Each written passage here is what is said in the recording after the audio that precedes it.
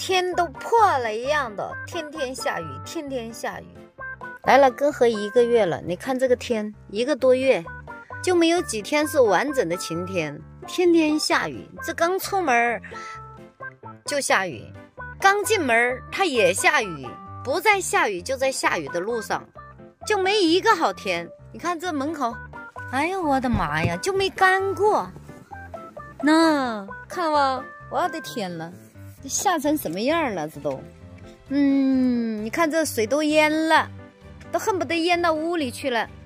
今天早上一大早呢，那个我以前的房东大叔就拉了一车的那个木条，给我把架子都搭好了。这大叔啊，真的是没法说，跟河人的热情，你真的只有来了你才能感受到什么叫越冷越热情。零下58度的地方，但是人真的很热情。